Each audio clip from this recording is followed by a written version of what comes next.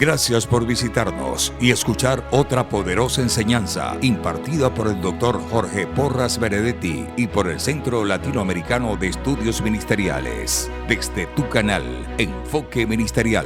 Nuestra asignación es transformar nuestros seguidores en discípulos y nuestros discípulos en ministros del Señor. Confiamos que este mensaje te llevará a descubrir tu propósito de vida y a convertirte en un embajador del reino de Dios en la tierra. Ahora, preparémonos para escuchar el poderoso mensaje de la Palabra de Dios. Vamos a iniciar esta programación con muchas expectativas, con mucho deseo de responder preguntas, incógnitas, muchas cosas que a la gente le vienen a la mente, que pasan por la mente de muchos ministros en el mundo entero, qué en realidad está pasando, por qué suceden estas cosas, qué dice la Escritura, qué dice la profecía bíblica. Esto que está pasando se va a picar y se va a extender, se va a convertir en esto una tercera guerra mundial. ¿Dónde está Dios en todo esto? ¿Qué oramos? ¿Cómo oramos? Una de las cosas más difíciles y las preguntas más comunes que conseguimos es ¿cómo oramos? Si tenemos que orar por este conflicto, ¿cómo oramos? Oramos por Israel, oramos a favor de Israel, oramos a favor de los palestinos, porque mucha gente piensa que Palestina es la víctima, otros piensan que es Israel la víctima, otros piensan que los dos son víctimas y otros que los dos son personas enemigas de la humanidad. Entonces, hay muchas versiones, muchas maneras de ver las cosas. Si queremos verlo nosotros como hombres de Dios, mujeres de Dios, queremos verlo desde la perspectiva profética. Esa es la perspectiva que realmente cuenta cómo Dios ve todo esto. ¿Qué ha dicho el Señor proféticamente sobre Israel, sobre Palestina, sobre estas guerras? Porque si asumimos posiciones personales, ideas personales, criterios personales, opiniones personales, podemos cometer cualquier error y podemos ofender a mucha gente. Definitivamente. Así que quiero que usted se prepare, que comparta esta transmisión con sus amigos, con sus familiares, porque creo que va a ser una transmisión que nos va a despertar, que nos va a ubicar, que nos va a direccionar. Obviamente lo vamos a hacer no desde la perspectiva de historiadores ni politólogos, sino de la perspectiva bíblica, desde lo que entendemos, lo que habla la profecía bíblica, del tiempo del que estamos viviendo, y que esto nos va a servir no solamente para lo que está viviendo hoy Israel o el conflicto que tenemos al frente de todos, sino para entender la línea profética que se está marcando a partir de este punto de la historia, porque debemos entender y saber que, como el Señor había dicho, a partir del 2023, de la primera semana de octubre del 2023, el Señor nos anunciaba y nos decía que venían cambios muy importantes para el mundo. Venían cambios importantes en la dinámica espiritual, la dinámica del pueblo del Señor, de la nación del Señor, y apenas terminó esta semana, que es la semana de tabernáculos, inicia inmediatamente este conflicto en Israel en proporciones mayúsculas. Inicia el nuevo año bíblico, porque bíblicamente, o sea, en el contexto de la historia del mundo, desde el contexto de Israel, como lo ve Israel. Acuérdense que para Israel el año comienza ahora en octubre, ¿verdad? En este octubre comenzó el año, no para nosotros. Pero ellos ven esto desde una perspectiva de que está iniciando un nuevo año para volver a estudiar la Torá, ese día de gran fiesta que tenían, el Simchat Torah que se llama, que es el inicio nuevo del estudio de la Torá para el nuevo año, pues estalla esta guerra. Entonces hay una situación bastante difícil de explicar, no es fácil, pero para nosotros, proféticamente, dijimos desde España, desde Málaga, que vendría una nueva temporada, que a partir de esta finalización, de esta festividad tan convocatoria de Sukkot, habría una nueva temporada y que muchas cosas comenzarían a cambiar radicalmente, que habrían cambios muy fuertes en el mundo, porque nos estamos preparando, ya ha comenzado el principio del fin, como se dice proféticamente. Este es el principio del fin. Estamos en la recta final de lo que la profecía bíblica enseña y dice, y de lo que va a acontecer. Es por eso que es tan importante que tengamos no solamente un conocimiento histórico y político de lo que está pasando, porque debemos estar informados políticamente e históricamente, sobre todo históricamente, saber qué fue lo que pasó, por qué hay este conflicto históricamente, dónde nace todo este lío desde el punto de vista histórico, pero sobre ese punto histórico, sobre ese análisis histórico, una de las cosas todavía mucho más importante es el análisis profético. Hay muchos ángulos en que se puede estudiar lo que está pasando ahorita en Israel y con los palestinos, lógicamente, muchas formas políticas, históricas, desde un punto de vista analítico, económico, de muchos factores, ¿no? Son muchos factores los que se pueden analizar aquí, pero nosotros lo estamos concentrando como ministros del Señor en la parte profética.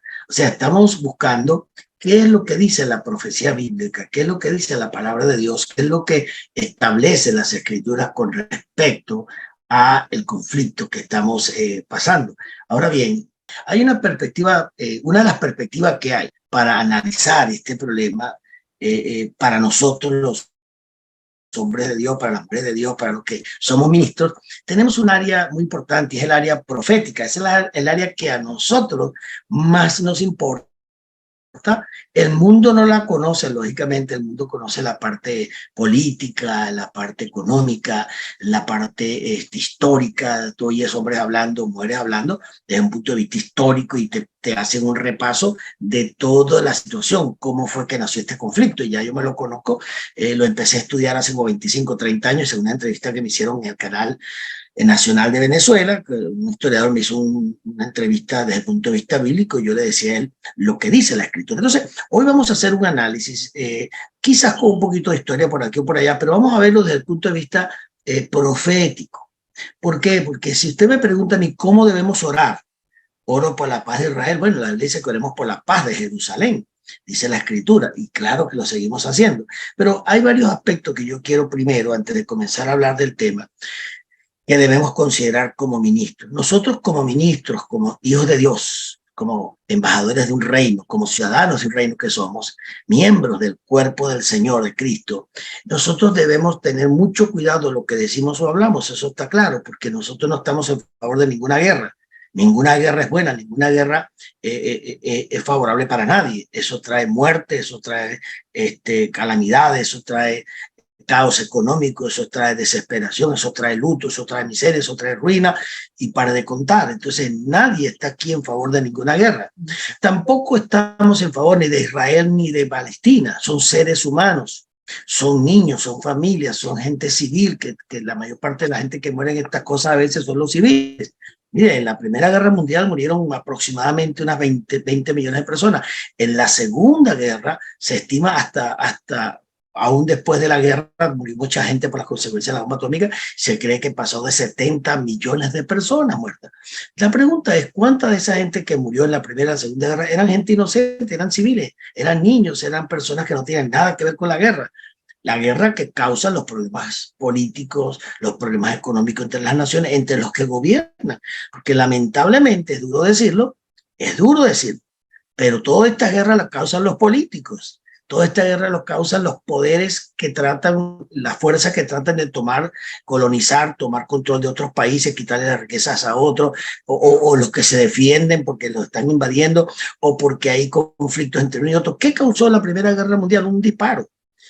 Se murió el hijo del rey austro-alemán, lo matan en Austria específicamente, es asesinado, y esa muerte de ese hijo de ese rey causó la Primera Guerra Mundial. Un tiro, se disparó un tiro y eso murieron, por ese tiro murieron 20 millones de personas. La Segunda Guerra Mundial vuelve a estar otra vez Alemania involucrada y vuelven a suceder cosas que tú te pones a pensar cómo fue que esta guerra reventó, y mira los análisis, haces un análisis a fondo de lo que pasó y se ve que hay intereses muy oscuros, manos muy negras, que les conviene que haya guerra, porque hay armamento que vender, eso es un gran negocio multimillonario, y por cualquier cosa andan buscando que se hagan guerra los señores de dueños del mundo. Entonces, estas son cosas muy duras de decir.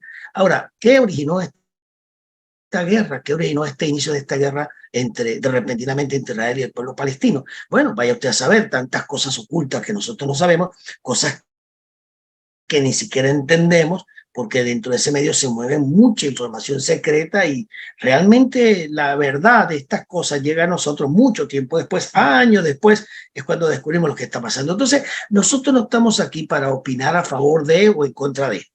Estamos aquí como seres humanos, como hijos de Dios, que no nos gusta la violencia, que queremos la paz, explicando lo que dice la Escritura. Lo que sucede es que al explicar las Escrituras pasa como le sucede a los periodistas, a los intelectuales que no conocen la Biblia, que no tienen revelación. Cuando ellos llegan al Antiguo Testamento, ellos dicen que Dios es un Dios genocida y que Israel asesinó tanta gente en esos pueblos donde estaba, lógicamente, la nación, no Palestina, donde estaban las naciones paganas, cuando el pueblo de Israel sale de Egipto y va hacia la tierra profetizada, que el Padre le profetiza, pues tiene que ingresar y es Josué quien entra. Y en el capítulo 7 del libro de Deuteronomio dice exactamente, Dios le dice a Josué lo que va a hacer cuando entre a esa tierra.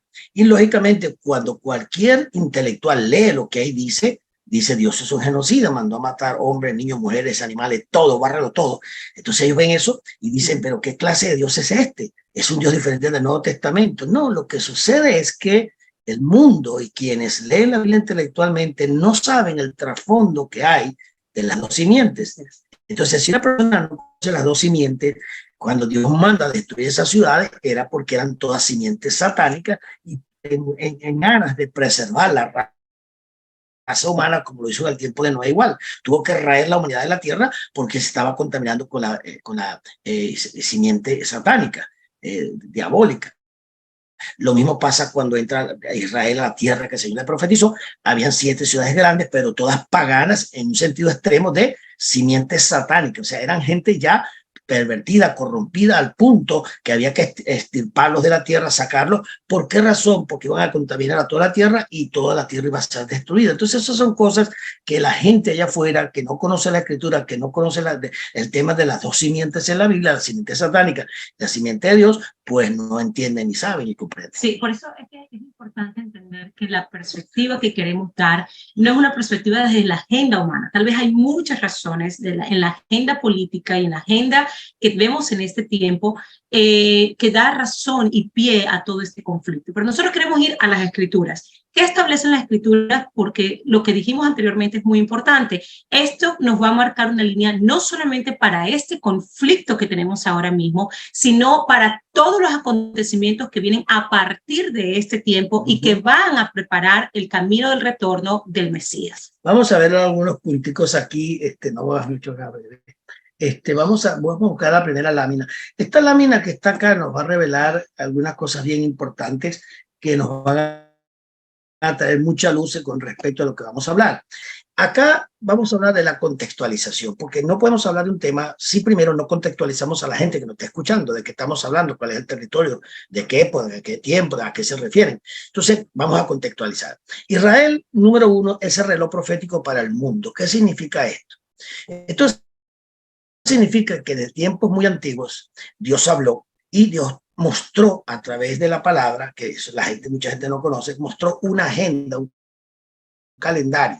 Dios cuando creó la humanidad, creó toda la tierra y creó el ser humano, Él nos dio desde el mismo principio de Génesis 1:14, nos dio un calendario bíblico, estableció unas convocatorias con el pueblo que estaba creando, estableció días, horas, fechas precisas durante todo el año, y esas fechas y esas convocatorias tienen el propósito de que el hombre se comunicara con Él, tuviera relación con Él.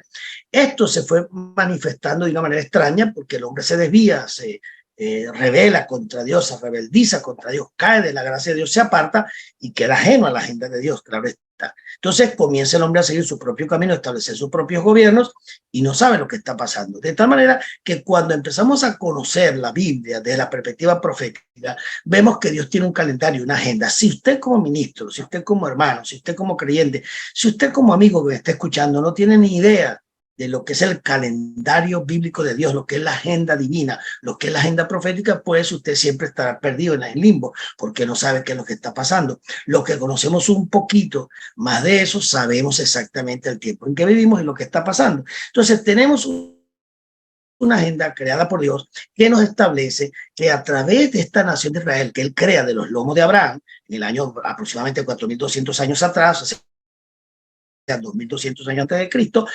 Abraham es llamado y es convocado por Dios, y de Abraham sale un hijo llamado Isaac, después vino de Isaac vino Jacob, de Jacob vino de 12 tribus, y se forma una nación que Dios establece. Jesús dijo en el Nuevo Testamento que la salvación venía de los judíos. Entonces, cuando tú miras el reloj profético que es Israel, es impresionante, porque cuando le seguimos la pista en todas las escrituras a cuál ha sido la situación que ha vivido Israel desde el tiempo que nace o crece o inicia la nación de Israel a través de Isaac, el hijo de Abraham, comenzamos a ver el conflicto en donde Abraham tiene una criada que es una egipcia, criada de Sara, y resulta que Sara era estéril, y entonces le pide en esos tiempos, claro está, que se llegue a la mujer, a la esclava y es egipcia, y esa esclava pues concibe un hijo que se llama Ismael. Pasan 13 años y luego Dios le da su propio hijo a Abraham junto con Sara. Cuando ese niño nace, comienza el conflicto entre el niño, entre Ismael, que ya tenía 13 años, y el niño que acaba de nacer, y durante varios años se despreciaban y chocaban. Ya cuando eran niños había mucho conflicto. Básicamente lo que te estoy diciendo, para que conozcas la historia, por el lado de Ismael, hijo de Abraham, pero por la esclava, es que salen todos los árabes, toda la descendencia árabe.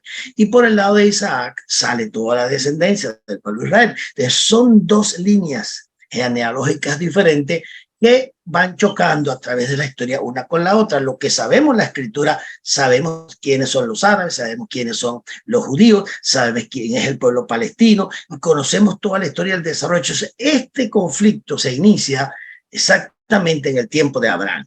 Cuando nosotros conocemos ese conflicto, y lo dice Pablo en Gálatas 4, capítulo 4, versículos 8, 9, 10, lee con calma, y Pablo explica bien lo que es la simiente la simiente que viene por la libre, por Sara, y la simiente que viene por la esclava, que es Agar del monte Sinaí, de la ley. Entonces, establece dos líneas muy diferentes en cuanto a estos pueblos.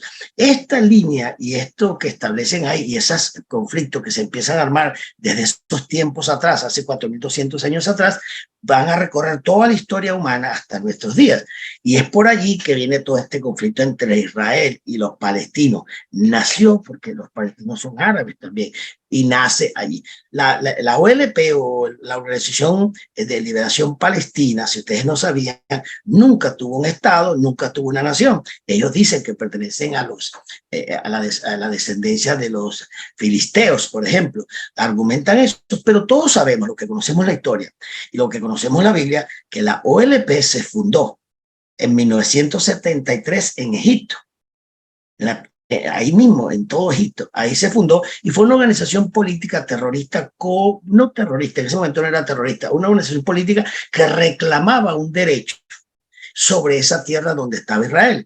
Y el conflicto se inicia porque ellos empiezan a pedir esa tierra, a reclamarla, y comienza ese conflicto por sacar a Israel de allí. Luego, más adelante, modernamente se une Hamas, que son realmente terroristas verdaderos, y comienza todo este lío que tiene un trasfondo histórico muy fuerte. Entonces, pero ¿qué dice la profecía bíblica? ¿Qué dice de Israel? ¿Qué dice de todo lo que está pasando? Vamos a ver algunas escrituras. Ahora, es importante entender que cuando proclamamos o decimos que Israel es un reloj profético para el mundo, estamos hablando que todos los acontecimientos que ustedes van a ver de ahora en adelante, todo va a girar alrededor de Israel. Es muy importante que como nación del Señor, como gente profética, entendamos que toda la profecía bíblica, Israel juega un papel de suma importancia. Así que no tome, y la razón por la cual estamos tomando este tiempo para hacer este programa es porque Israel, o este conflicto, todo lo que pasa en Israel, tenemos que meterle la lupa, porque de esto parte lo que es el cumplimiento de la profecía bíblica. Entonces, esto nos va marcando la pauta y nos va mostrando todo lo que ocurre con Israel, nos va mostrando exactamente lo que el Espíritu del Señor ha profetizado, el tiempo de su cumplimiento, y nos va marcando los tiempos de su manifestación y de su plenitud. Entonces, ¿dónde nace Israel? ¿Cuándo nace Israel? Israel nace desde el tiempo de Abraham, a través de Isaac, a través de Jacob, a través de las 12 tribus. Son enviados luego por Josué a la tierra profetizada, que es la tierra de Israel ahora mismo, y ahí nace, lógicamente, se inicia el Estado de Israel, pero se consolida con el rey David. David establece a Israel como un Estado, como una nación, 1000 años antes de Cristo aproximadamente, o sea, hace 3000 años atrás, se estableció la nación de Israel en ese territorio que está ahora Israel, y esa ciudad que usted ve detrás de nosotros. Ahí fue donde Abraham, en esa parte donde está esa cúpula de la roca ahí atrás de mí, ahí fue donde Abraham, en el monte Moriah, es el monte Moriah, la explanada del templo, que ahora está la mezquita, está allí. Ahí fue donde Abraham iba a sacrificar a su hijo hace 4200 años atrás. Pero luego de Abraham pasan 1000 años, desde Abraham hasta David, y David consolida el Estado de Israel. como nación. Él conquistó todos los territorios, legalmente lo conquistó, estableció la nación, se la entregó a su hijo Salomón, Salomón se la pasó a Roboam, vino la división del reino en el año 900, más o menos 960, no, 930, vino la división del pueblo de Israel, las dos casas de Israel, la casa de Judá y la casa de Israel, se separaron, hubo dos reinos. Todo eso sucede y con el tiempo lo que sucede es que en el 722 a.C., la tribu de Israel, la casa de Israel del norte, es asimilada entre los paganos seleucitas, que era una de las divisiones del reino de Grecia, del imperio helénico. Después que murió Alejandro el Grande, pues se lo distribuyó en 4 reyes. Uno de ellos fue en el área norte, que es Siria y todo ese sector, que fue la que invadió Israel, que estuvo bajo dominio griego por un tiempo, lógicamente. De esa historia, ¿qué quedó? De esa historia queda que Israel, por causa de su pecado, de su maldad, de su alejamiento del Señor, como lo dice Jeremías 1, 2 y 3, lo dice en Isaías 1, 2 y 3 también, esos capítulos hay que leerlos, y le da una sentencia a Israel por haber quebrantado el pacto, por haber violado la Shemitah, no cumplió las órdenes que Dios le dio de cuidar la tierra, y pues son enviados, profetizados por Jeremías, son enviados a Babilonia por 70 años, cosa que está escrita. Cuando regresan después de los 70 años, lógicamente reconstruyen la ciudad, la vuelven a retomar, pero ya han perdido la fuerza que tenían allí, y el pueblo de Israel queda tomado por el lado de los Ptolomeos, que venían lógicamente del imperio helénico de Alejandro el Grande, y Ptolomeo se apodera de todo ese sector, Egipto, Israel, y establece leyes pues totalmente paganas. Los israelitas, a partir de ese momento, pasaron por alrededor de 15 naciones que lo invadieron. Israel, después del reinado de David, pasó por 15 diferentes imperios que tomaron a Jerusalén y que tomaron a Israel. Para el tiempo, cuando Jesús aparece en el panorama, ¿quién estaba dominando? Ya no era Grecia, ahora era ¿quién? Ahora era el Imperio Romano. Durante el Imperio Romano, Israel pasó a ser colonia, por así decirlo, una provincia del Imperio Romano, y tenía como gobernador a Pilato y tenían como rey a quien Herodes. Todo eso tienes que saberlo, pero Israel ha estado en esa tierra hace ya, hasta nuestra fecha ahora, hace exactamente 3.000 y piquito de años que Israel ha estado ahí. Se dispersaron, una diasporización de Israel después de la caída de Jerusalén bajo el Imperio Romano y bajo Tito, el general Tito, que en el año 70 después de Cristo toma la ciudad, la destruye, y Israel es llevado a la diasporización, se diasporizó totalmente, y de ahí en adelante el imperio, el territorio de Israel comenzó a pasar de mano en mano. Si tú te das cuenta, quedó bajo el Imperio Romano, le cambiaron el nombre a la tierra, se la cambió un emperador y le puso Palestina. Eso no tiene nada que ver con los palestinos que hay hoy día. Simplemente le cambiaron el nombre para borrar a Israel. Los mismos romanos quisieron borrar a Israel y le ponen Palestina. Entonces ahí Palestina comenzó a caer bajo 15 diferentes imperios. El romano, después del romano vino el bizantino, que también estuvo un tiempo ahí. Los cruzados gobernaron a Jerusalén, Balduino con el rey Balduino. Toda esa historia tú la vas a ver, pero Israel quedó dispersada por las naciones hasta el día de hoy, hasta 1948, cuando el Señor había profetizado que cuando viéramos la higuera echar hojas, echar flores y florecer, pues ese era el tiempo estaba cerca, y el 14 de mayo de 1948 Israel no tenía Estado, estaba ya fundado el sionismo a través de Teodoro Herzl, que fue el hombre que movió las piezas bien claras creo que estaba en Austria, en Alemania, y él movió las piezas claras con el sionismo que tenía el movimiento sionista en Inglaterra. Y cuando se funda la ONU en 1948, después de la Segunda Guerra Mundial, ¿quién estaba gobernando Israel en ese tiempo? El Imperio Otomano. Estaba bajo los musulmanes otomanos, de Mehmed II, que fue el último que tomó el Imperio Romano, lo que fue el Imperio Bizantino. Quien destruye y acaba con lo que quedaba del Imperio Romano fue Mehmed II. Eso es pura historia. Pero ¿a qué voy? ¿Qué pasó en 1948? Israel es reconocido por la ONU, que acaba de ser fundada, como un Estado. el 14 de mayo de 1948 comienza a existir de nuevo. Mire esto. Después de 2500 años. ¿Por qué le pongo 2500 años? Porque la cosa no comenzó cuando Tito destruyó a Jerusalén. La separación de Israel, de Dios y de la palabra y de sus mandamientos viene desde el tiempo de Nabucodonosor II, cuando en el año 597, escuche, 597 hizo el primer acercamiento a Israel y se llevó más de 10.000 esclavos, cautivos, que era toda la plana mayor, todo lo que pertenecían a las familias reales, todos los técnicos, todos los especialistas, los ingenieros, toda la gente de valor, técnico y de dinero y de clase alta, se la llevó como 10.000. Y dejó la gente campesina, la gente más sencilla, por ponerlo de una manera, pero eso fue un presagio que Dios le dio a Israel, porque habían caído en una abominación tremenda. No hicieron caso y entonces regresó el rey Nabucodonosor, mata al rey de Israel, a Ezequías, le saca los ojos, mata a sus hijos y esclaviza a Jerusalén y pone un gobernador allí que duró cierto tiempo. De ahí comenzó la dispersión y la separación de Israel de su tierra. Entonces, Israel realmente tenía hasta 1948 casi 2.500 años, 2.500 años, 1.400, casi 2.500 años separado de su tierra. Mire, hermano, mire eso. Después de 2.500 años, en 1948, Israel, que todavía existía en las naciones, en la diasporización que hubo, existía, no había muerto Israel. Y el Señor había profetizado aún desde ese tiempo que ellos regresarían a su tierra. Hermano, ¿tú sabes lo que es? Un cumplimiento profético de 2.500 años saliéndose de su tierra, dispersado, y vuelve a nacer Israel, hermano.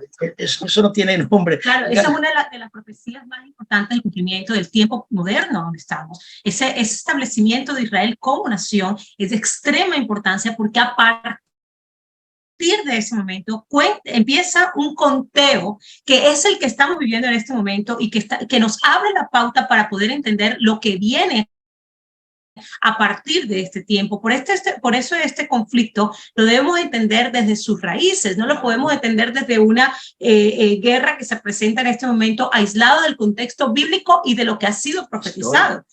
Exactamente, y lo histórico. Pero lo más importante y lo más trascendente es precisamente en la etapa en la que entramos, porque así como en 1948 entramos en una etapa a nivel global con la fundación de Israel en base a la profecía bíblica, porque ese acontecimiento fue un cumplimiento profético que marca no solamente el rumbo de Israel, sino que marca a toda la humanidad, a todas las naciones, en todo el acontecimiento bíblico, porque Yeshua, y ahí vamos a referirnos ahora, precisamente profetiza acerca de este acontecimiento y cuánto tiempo, el tiempo que señala para su venida. Este acontecimiento nos marca y nos señala un tiempo profético, nos marca el tiempo que nosotros debemos ver ahora mismo para los acontecimientos que están a punto de cumplirse, que tienen que ver con la segunda venida del Mesías. Entonces, ese punto que acabas de marcar ahorita nos da un punto de partida para poder entender en el tiempo en el que estamos y lo que nos corresponde hacer como nación en este tiempo. Sí, una referencia más histórica en cuanto a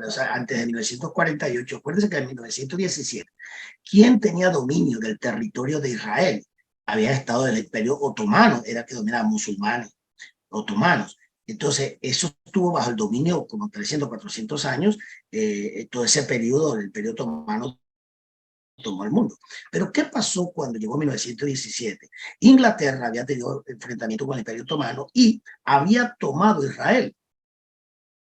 Y ahí fue donde Israel le pidió, los israelitas que estaban en Europa, que estaban en Inglaterra, le pidieron a través del movimiento sionista, ¿verdad?, que les diera una porción de tierra. Israel, eso se lleva a discusión y se le entrega a partir de 1917 el ministro de Relaciones Exteriores, Balfour, a través de él se consigue que un grupo de israelitas de Europa regresen una cantidad mínima, no sé si fueron 1000, 2000, regresaron a Jerusalén y se les dio 9000, creo que fueron 9000 millas cuadradas, creo que se le entregó, que es la zona donde está Jerusalén, que se les quitó a la administración turcomana, de los turcos musulmanes, turcomana, y Inglaterra le entrega a Israel ese pequeño pedacito de tierra. ¿Quiénes vivían en todo el resto de la tierra? ¿Por quién estaba invadida? Por los musulmanes, claro está, árabes, musulmanes, pero en este caso eran los turcos, turcomanos. Ahí comienza Israel a crecer. ¿Qué sucedió? Si tú miras el mapa, yo lo vi esta mañana, lo estaba detallando, cuando se le entrega a Israel ese pedacito de tierra que se le devuelve en 1917, ya empezó a crecer Israel, ya empezó a tener 2, 3, 5, 10, 15 mil personas allí y empezaron a irse. Tú vas a ver el mapa, el primer mapa cuando se le entregó el pedacito de tierra, lo que le pertenecía a Israel. Sigue pasando los años hasta nuestros días, tú vas viendo cómo van ganando más territorio, y Israel se va apoderando del territorio hasta el mapa que tienes hoy día, que tiene tienes a Gaza, ¿verdad? Tienes ¿cómo se llama? Jordania sí. La parte de atrás, tienes Belén, que está tomada por los árabes, tienes varias ciudades, pero tú vas a notar que el territorio está muy tomado por los israelitas en este tiempo. O sea, ellos volvieron después de 1917, comenzaron a retomar su tierra que la habían perdido, porque eso se los entregó el rey. David, a través de sus guerras y sus grandes batallas, él reconquistó la tierra y legalmente se la dejó a su pueblo, a sus hijos y así sucesivamente. Pero para 1948 fue cuando se legalizó y se reconoció como Estado, y eso fue tremendo. Fíjense que en 1967 ocurre la Guerra de los 6 días, cuando 5 naciones, si bien recuerdo, Egipto, Líbano, Siria, Jordania y otras más, se unieron para acabar con Israel, hacerlo desaparecer. Estamos hablando de 1967, la Guerra de los 6 días, y resulta que creo que habían ya en Israel, si no me falla la memoria, unos 600.000 personas, y con un pequeño ejército, pero bien armado, destruyeron, destrozaron, vencieron a 5 naciones árabes contra ellos y no pudieron. Y las cosas que se cuentan de la historia de esa guerra son fenomenales, porque la mano de Dios estaba metida sobre ellos. Entonces ahí sucedió un hecho en 1967 muy contundente, y después para 1973 ya termina todo ese lío, pero comienza algo muy extraño, y es que para 1973, cuando se funda la OLP en Egipto, que es los palestinos de ahora, reclamando esas tierras porque ellos eran descendientes ¿de quién? De los ¿cómo se llama? Filisteos. Entonces comienza un argumento de eso tremendo, creando conflicto, empiezan a disparar se van a Irán, empiezan a disparar de Irán para Israel, se arma ese tremendo lío, y donde termina esa reunión en Oslo.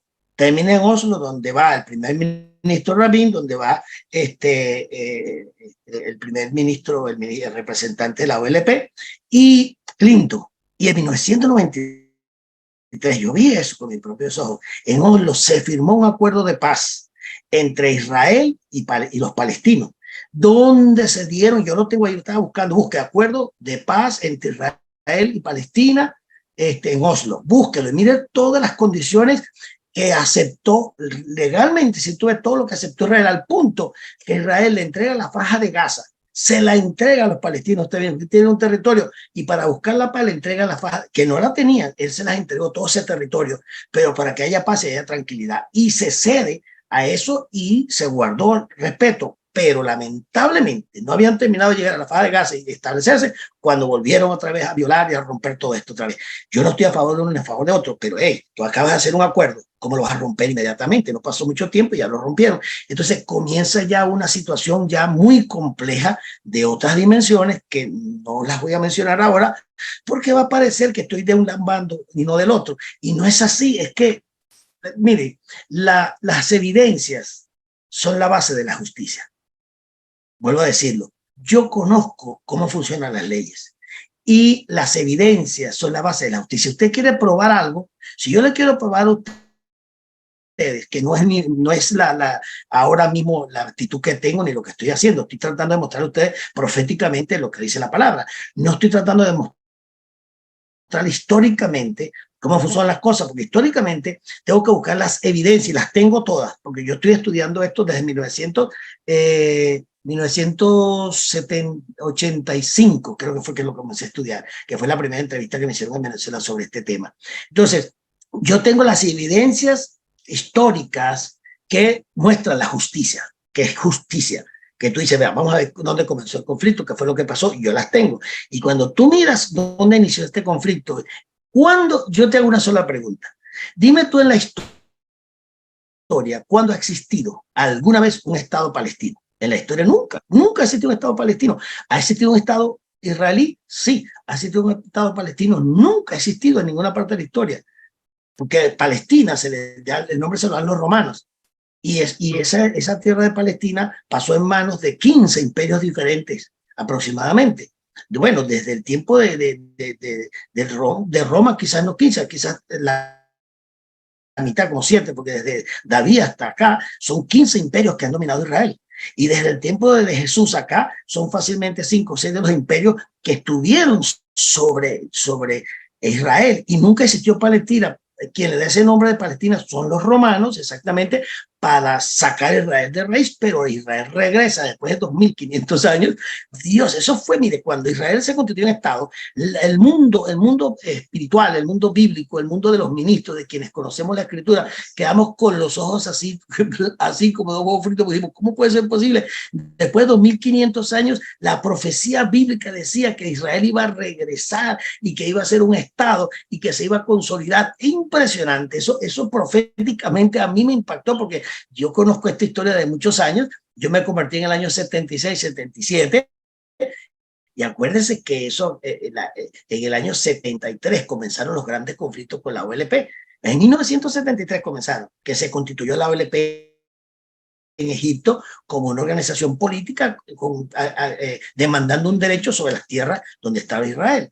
Pero nunca existió un Estado de Israel, búsquelo a ver, nunca ha existido un Estado de Israel, pero la nación de Israel sí ha existido por más de 2000, casi 3000 años. Sí, entonces volvemos a esta parte donde estamos declarando Israel el reloj profético para el mundo. Lo segundo que debemos tener en cuenta es que Israel es la nación alrededor de la cual giran todos los acontecimientos del mundo en este tiempo. Todos los acontecimientos del mundo en este tiempo final a nivel profético van a girar alrededor de Israel. Lo tercero que debemos entender es que Satanás odia a la nación de Israel por su origen y por su propósito profético. Esto es de extrema importancia porque recuerden que Israel, a diferencia de las demás naciones, Israel no fue escogida como nación de Dios, como una nación entre las naciones. Claro, Israel fue establecida por Dios. Creada por Dios, nace en Dios. Exactamente. Entonces, esto es importante y nace de Dios para cumplir propósitos específicos que tenían que ver directamente con el Mesías, para venir, para que pudiese establecerse la simiente del Padre Celestial, para que se pudiese manifestar el Mesías, se pudiese cumplir el plan de redención y pudiese abrirse nuevamente las puertas del reino para su establecimiento. Entonces, por esto se constituye Israel en una nación que el enemigo va a odiar, y no solamente el enemigo, sino todos los servidores del error. Toda la simiente satánica va a generarse en ellos un odio por Israel por causa de su origen y el propósito que cumple. Un odio innato porque tiene la naturaleza satánica en ellos.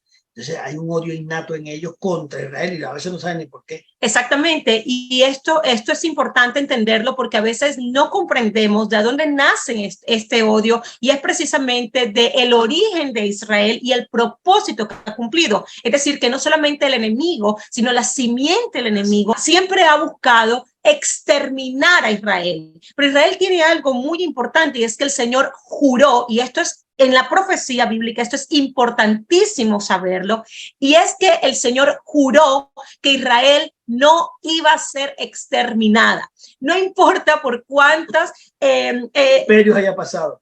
Por cuántos imperios ha pasado, por cuántos exterminios, mire, todo lo que ha pasado, Hitler para abajo, para arriba, para donde usted lo quiera poner, no ha podido ser exterminada, porque el Señor juró que no podía ser. Israel, el Señor antepuso su nombre, y cuando levanta precisamente a Abraham y le cambia el nombre a Abraham y le cambia el nombre a Jacob y le da el nombre a Isaac, todas las letras del nombre del Eterno estaban puestas en ella para marcarle una permanencia en la tierra hasta el cumplimiento de los propósitos por el cual esta nación estaba siendo establecida. Entonces, no importa quién se levante, qué pueda pasar, por cuánta tribulación, persecución, guerras, exilios, imperios se levanten en contra de Israel, no podrá ser destruida porque hay un juramento de por medio, y esta nación fue creada con propósitos que todavía no se han cumplido a plenitud. Y por eso esto es importante,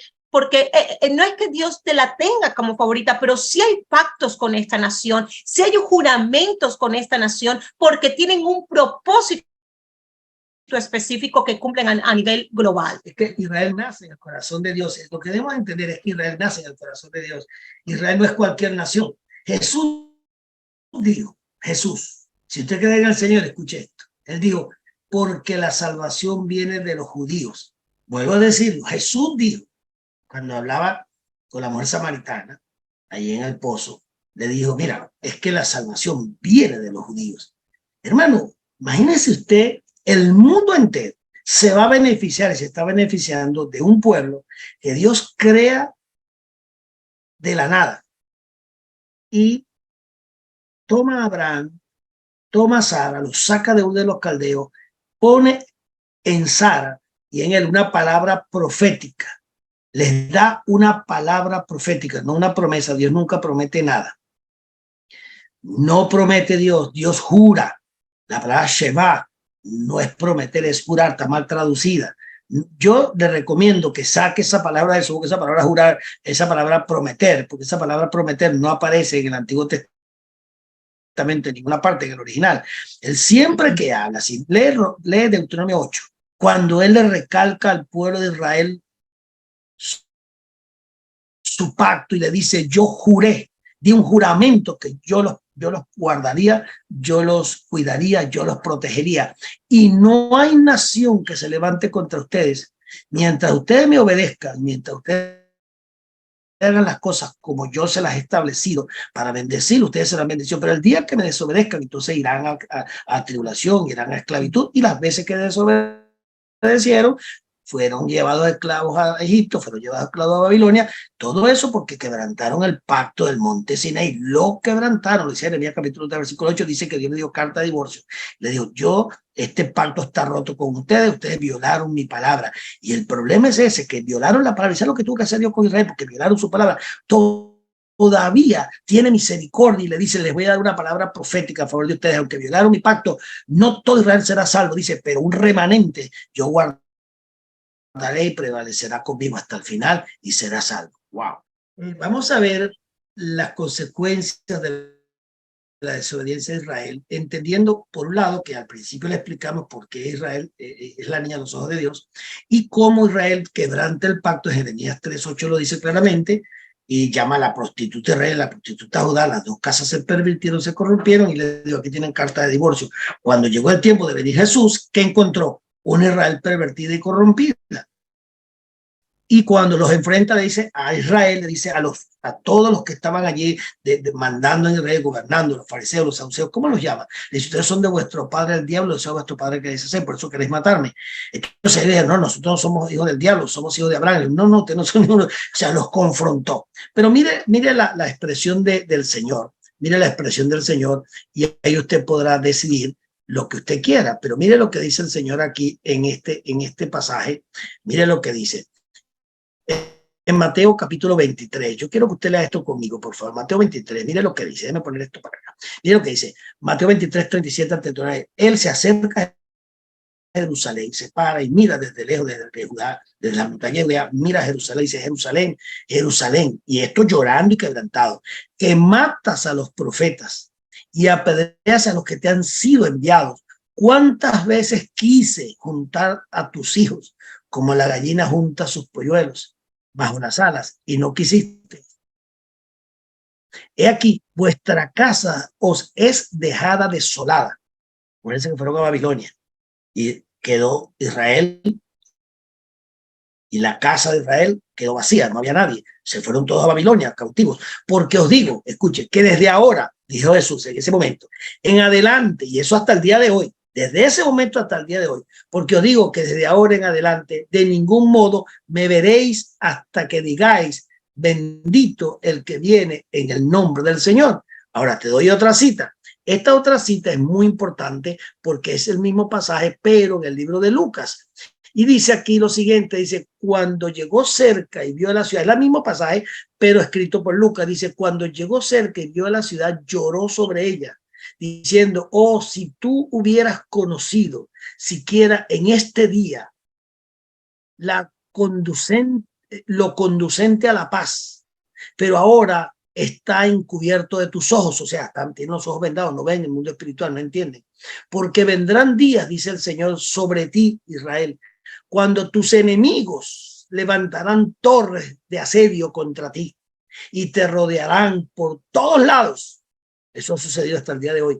Y te arrasarán con tus hijos dentro de ti y no dejarán en ti piedra sobre piedra. Eso sucedió en el año 70 cuando destruyeron el templo y no quedó piedra sobre piedra. Estamos hablando del general Tito que vino desde Roma a destruir Jerusalén. Por cuanto no conociste, escuche lo que le dice el Señor a Israel, por cuanto no conociste el tiempo de tu visitación. ¿De qué está hablando? Que no conocieron el tiempo de su visitación, que no vieron a Jesús como Mesías, no lo vieron. Él le reclama en una oportunidad, no sé si usted se acuerda, cuando él le dice a los fariseos, le reclama, le dice, ¿cómo es que ustedes, le dice, no entienden, no conocen el tiempo de mi venida? ¿Cómo es que ustedes no saben el tiempo de mi venida? Si eso está en la escritura, no reconocen el tiempo de mi venida, saben los tiempos de la lluvia, de las siembras, de todo, y no vieron el tiempo de mi venida, y se los reclama porque deberían saber, pero tenían una vendas puestas en los ojos y lógicamente no podían ver. Entonces les dice aquí, por cuanto no conociste el tiempo de tu visitación, Dios mismo en la persona del Hijo del Hombre los visita y no lo reconocieron. Entonces, aquí viene la parte donde Jesús limpia el templo. Dice, y entrando en el templo, ahí mismo después de eso, comenzó a echar fuera a los que estaban vendiendo, ¿verdad? A los vendedores. Mire esto tan fuerte que sucede aquí y por qué. Dice, diciéndoles, está escrito y mi casa será casa de oración, pero vosotros la habéis hecho. ¿Qué hicieron en mi casa? Cueva de ladrones. Estaba hablándole a Israel. Ustedes convirtieron mi templo de adoración, lo que yo le había dado a ustedes que lo edificaran, pues lo convirtieron en cueva de ladrones. Y enseñaba cada día en el templo. Pero los principales sacerdotes y los escribas y los más prominentes del pueblo procuraban destruirlo, matarlo, pero no hallaban cómo hacerlo porque todo el pueblo estaba pendiente de él, escuchándolo. Usted se está dando cuenta de lo que dice la escritura. Mire al nivel que cayó Israel en el tiempo de Yeshua.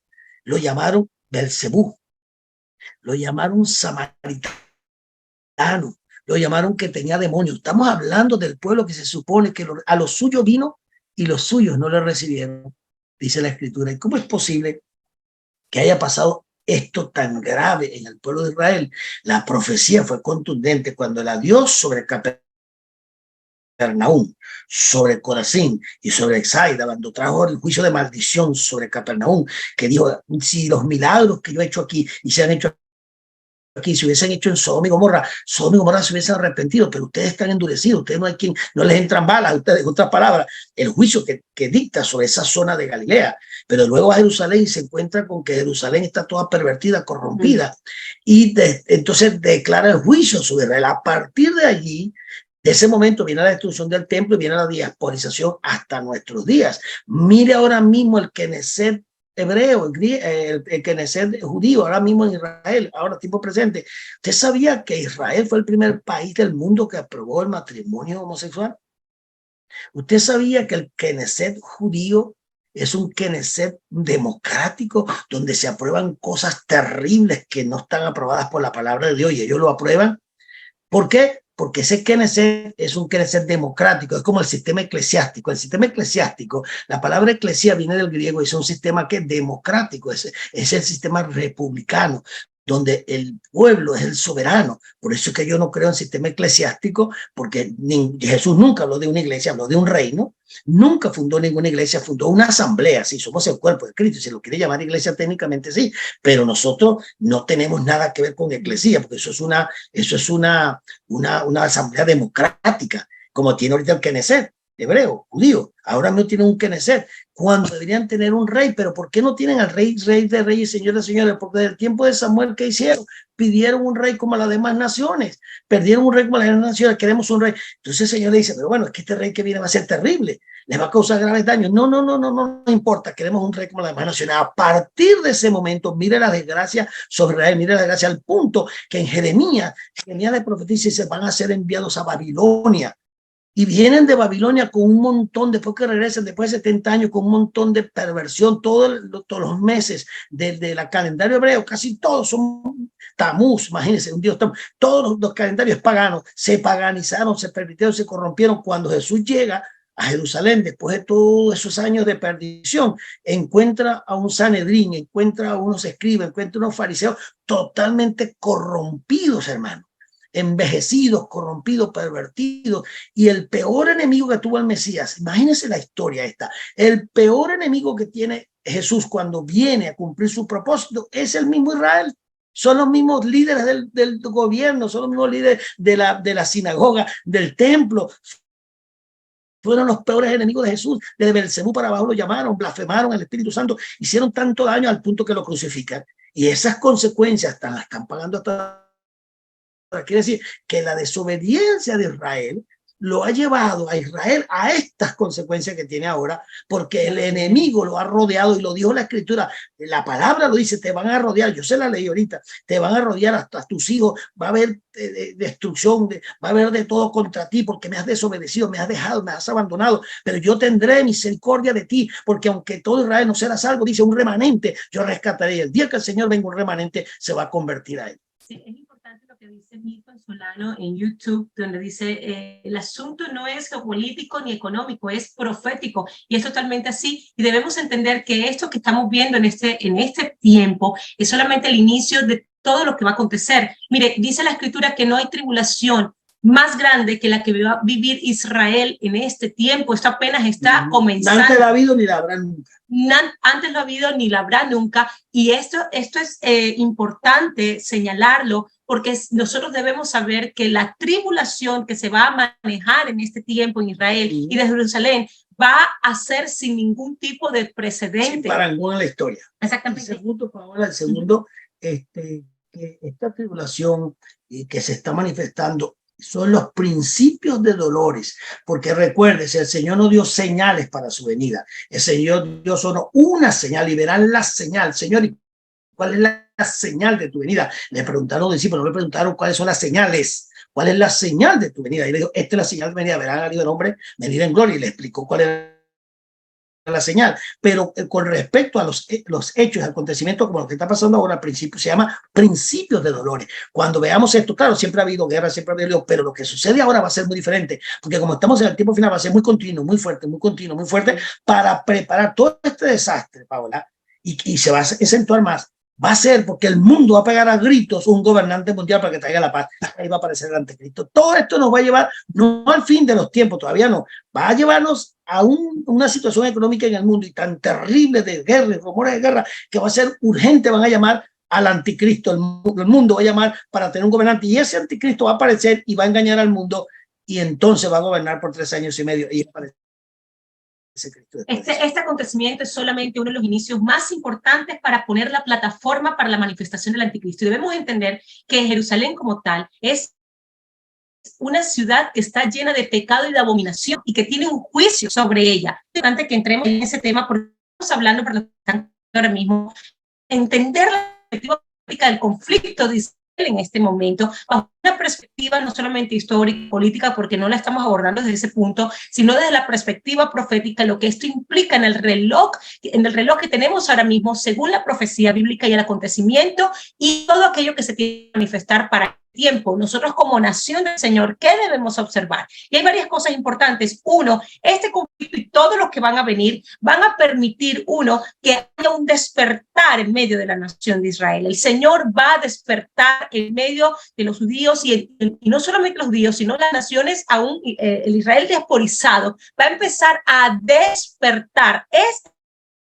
acontecimiento va a empezar a traer un despertar profundo en el remanente que el Señor está llamando, esas ovejas perdidas de la casa de Israel, y aún al pueblo judío, a Judá, a Benjamín, van a ser despertados. Muchos que están ahí en esa tierra, que hoy están dormidos, que están enceguecidos, van a ser despertados por el Espíritu del Señor. Vino un despertar muy profundo, vino un estremecimiento. El Señor demostraba cómo vientos recios a partir de Tabernáculo 2023, que acaba de terminar en este momento, cuando comenzó la guerra, iban a sacudir las naciones. El Espíritu del Señor dijo: vengo con vientos recios a sacudir, vengo con vientos recios para poder despertar. Y lo que profetizó Ezequiel acerca de los vientos del Espíritu y cómo iba a levantar a una nación, va a empezar a acontecer y va a manifestarse lo que fue profetizado desde la arista que corresponde para este tiempo profético. Y lo segundo que el Señor nos decía, debemos orar obviamente por la paz de Jerusalén. No estamos orando por la paz de Israel, oramos por la paz de Jerusalén, porque Jerusalén como ciudad es epicentro para el gobierno o el establecimiento del gobierno del Mesías. Por eso muchos reyes, y por eso aún el anticristo va y desea tomar esa ciudad. Es desde ahí donde él va a gobernar, porque es ahí donde Yeshua va a gobernar a todas las naciones de la tierra. Y este dato es crucial para nosotros orar, para nosotros proclamar, porque el Señor nos manda a orar por el shalom, no la paz. Simplemente cuando hablamos de paz estamos hablando no como el mundo la da, sino del shalom del Señor. ¿Y qué implica el shalom? El shalom es el gobierno de Yahvé sobre la nación. Ora para que se establezca el gobierno de Yahvé, para que se establezca el gobierno de Shiloh, para que se establezca el gobierno del Mesías sobre la ciudad. Entonces, cuando oramos y proclamamos por paz, no es que no hayan estos conflictos. La oración y la proclama tiene que ir dirigida: Señor, proclamamos que se establece tu gobierno, y esa proclamación sobre Jerusalén entonces abre el camino para su retorno y el establecimiento de su reino. Mire, yo quiero que usted se prepare para lo que yo le voy a soltar acá, pero agárrese duro, porque lo que le voy a decir no es fácil. Por eso le estoy diciendo, no juzgue rápidamente lo que yo le voy a decir, porque usted tiene una doctrina escatológica. La gran mayoría de la gente en la iglesia hoy día, en el sistema eclesiástico, tienen una escatología católica romana o protestante, no tienen una escatología bíblica como tal. Y como no se tiene una escatología bíblica, pues cuando se habla de lo profético, se complican las cosas, porque no tenemos en general un conocimiento profético claro, que no esté permeado por la filosofía griega o por la teología griega que tanto se usa, que es una herramienta totalmente pagana, porque la teología no es una ciencia bíblica, es una ciencia humanista. Entonces, por un lado. Por otro lado, lo que yo voy a soltar ahora, yo se lo voy a probar por la Biblia. Pero aunque yo le puedo mostrar 10 versículos claritos, y usted todavía va a patalear y va a decir: eso no es así, eso es falsa doctrina. Bueno, si usted cree que es falsa doctrina, usted déjeme a mí opinar. Todos tenemos una opinión que dar, todos tenemos algo que decir, ¿verdad? Pero como yo realmente no opino de la Escritura, yo leo la Escritura y ahí está tan claro que yo no tengo que opinar. Yo no soy una persona que estoy interpretando Biblia por mi cuenta, ni ando leyendo cosas que yo me calculo. No, yo cuando le digo algo es porque está en la Biblia y yo se lo muestro. Aquí está el versículo que lo dice clarito. Entonces le voy a decir algo para que usted entienda lo que es Jerusalén y el tiempo que viene tan difícil para Jerusalén y para Israel, por causa de su pecado y por causa de que es un pueblo a quien Dios separó con un propósito, de donde vino el Mesías. Ahora bien, si usted lee el capítulo 11 de Apocalipsis, yo le voy a mostrar una verdad que le va a estremecer lo más profundo de toda la teología, de toda la enseñanza que usted le han dado por casi 2000 años. Yo le voy a revelar algo que el Señor me reveló que lo va a estremecer. Y yo sé que al principio le va a doler mucho y va a patalear y va a decir cuánta cosa hay, pero no me juzgue hasta que usted no escudriñe las escrituras. Jesús dijo, escudriñar las escrituras, no dijo que las leyeras, que las escudriñaras. No te dijo que utilizaras teología, te dijo que buscaras al Espíritu Santo para que te la revelara. No te dijo que opinaras, sino que escudriñaras. Y como yo escudriño, me la paso horas y horas y horas, y yo hago una investigación y reviso y vuelvo a revisar, yo tengo 46 años estudiando la Biblia. 46 años. Si usted lo que tiene son 10, 15 años, usted ni estudia la Biblia, entonces no discuta conmigo, póngase a estudiar y después que estudie 1, 2, 3 años, que pase estudiando, se hablemos. Pero por ahora lo que yo le voy a decir es una verdad tan contundente que usted se va a estremecer. Pero quiero que lo revise, porque yo solo voy a leer, ahí lo dice, pero usted no va a querer, como ya tiene está prejuiciado, como ya tiene eso se llama, cuando tú recibes una enseñanza torcida, tienes un conocimiento preconcebido. Como ya tú tienes un conocimiento preconcebido de la escatología y te la has leído así, te la repiten todos los pastores de los púlpitos, tú la repites y no te das cuenta de lo que el disparate que estás diciendo. Cuando tú oigas esto que yo te voy a enseñar ahora, tu vida las piernas se te van a enfriar. Vas a decir, ¿qué? A mí me enseñaron tan mal las escrituras así.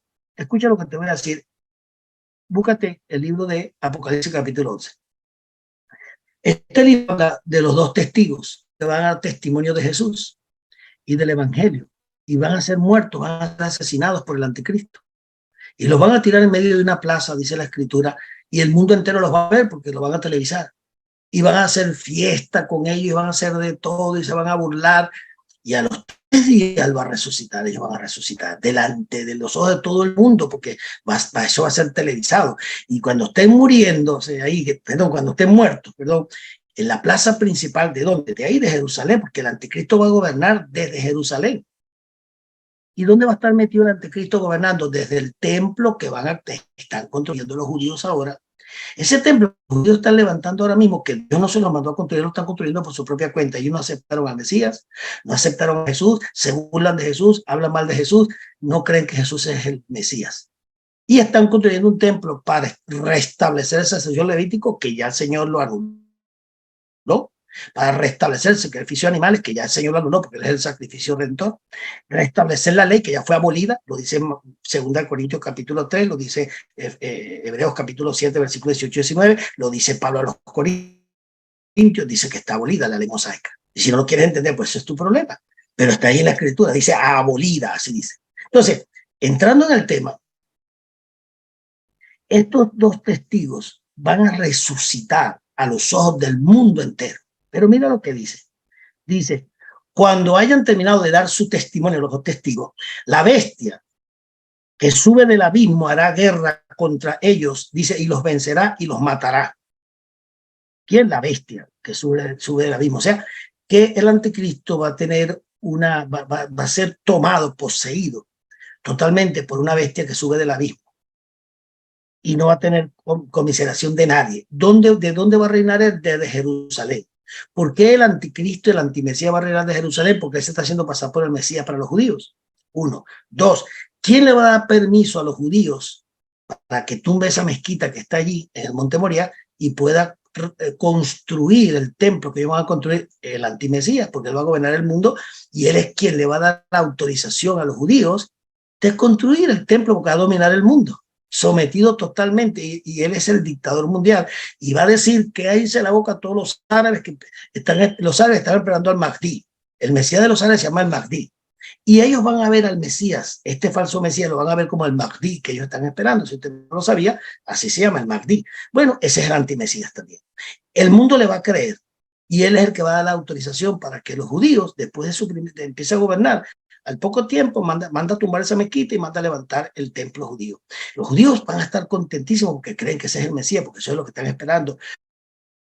Supuestamente eso no tiene las señales de Mesías ni nada, y yo se lo puedo probar que sí las tiene, pero dicen que no. Y bueno, van a aceptar al falso Mesías. El falso Mesías va a estar gobernando el mundo desde Jerusalén, desde el templo que los judíos están construyendo supuestamente para Dios, pero Dios en ninguna parte de la Biblia, en ninguna, aparece una profecía que Dios le haya mandado a los judíos a construir ese templo. ¿Por qué? Porque es el templo que viene a ser el tercer templo, y ya ese vino, ese Jesús resucitado es el tercer templo, y nosotros somos el tercer templo, que es el templo del Espíritu Santo, somos nosotros. Entonces, ese templo que están con Dios los judíos, ¿qué es? Eso es un invento de ellos, que creen que pueden hacer con Dios lo que le da gana, siempre han sido desobedientes, y por eso es que viene la persecución tan terrible, cuando habla en Apocalipsis 12 de la mujer que estaba sobre la bestia. ¿Quién es esa mujer? ¿Verdad? En Apocalipsis 12, que habla de una bestia y habla de figuras que a veces son difíciles de interpretar. Pero bueno, cuando tú miras la Biblia y ves dónde está Israel, mira, un momentico, Apocalipsis 12, aquí un momentico nada más, un momentico nada más. Entonces apareció otra señal en el cielo, un gran dragón rojo que tenía 7 cabezas y 10 cuernos, y sobre su cabeza había 7 diademas. Su cola arrastró a la tercera parte de la estrella, sabemos quién es. Y el dragón, y habla todo esto. Después dice, y ella dio a luz un hijo, a fin de devorar a su hijo, el hijo de la mujer. Y ella dio a luz un hijo varón, que ha de regir a todas las naciones. Está hablando del Mesías ahora. Con vara de hierro, su hijo fue arrebatado hasta Dios y hasta su trono. Está hablando de Israel. Esa mujer ahí de Apocalipsis 12:5 es Israel. Y la mujer es Israel. Ahora, ¿qué pasa? Dice que los descendientes de ella, de esa mujer, que somos nosotros, los que nos convertimos por causa de la mujer que dio a luz al hijo, que el hijo es Jesús, somos nosotros. Entonces la persecución va a venir sobre nosotros. Eso está clarito para los judíos, ellos se lo saben de memoria. Volviendo al capítulo 11 de acá, mire lo que dice aquí en el versículo, le estaba leyendo el versículo 7.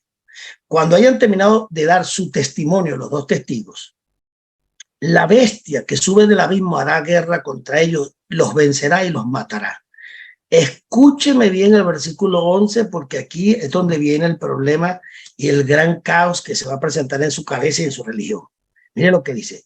Sus cadáveres estarán en la calle de la gran ciudad. ¿Los cadáveres de quién? De los dos testigos. Estarán en la calle de la gran ciudad. ¿Cuál gran ciudad? ¿Cuál es la gran ciudad? ¿Dónde están los testigos dando testimonio? No es en Jerusalén, en esa ciudad que usted ve ahí detrás de mí, es Jerusalén. En la Biblia, la gran ciudad es Jerusalén. Ahí está. ¿Cómo yo te lo pruebo? Le sigue leyendo. Estaban en la calle de la gran ciudad que simbólicamente se llama Sodoma. Espérate, la gran ciudad es Israel, porque ellos están dando testimonio de la gran ciudad. ¿Ah? La gran ciudad de Israel, o sea, es Jerusalén. La gran ciudad es Jerusalén. Dice en la calle de la gran ciudad. ¿Por qué se llama la gran ciudad? Porque es la ciudad de Dios. Ciudad sobre todas las ciudades. Entonces, en la calle de la gran ciudad, que simbólicamente, ahora mira el simbolismo que le da aquí Juan, se llama Sodoma. Israel se llama Sodoma, escucha, y Egipto. Vamos a decir, es verdad, donde también su Señor, el Señor de los testigos, Yeshua, fue crucificado.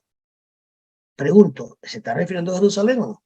Vuelvo a leerlo. Sus cadáveres, el cadáver de los testigos, estarán en la calle de la gran ciudad. ¿Cuál gran ciudad? Tiene que ser Jerusalén, porque es donde ellos están testificando.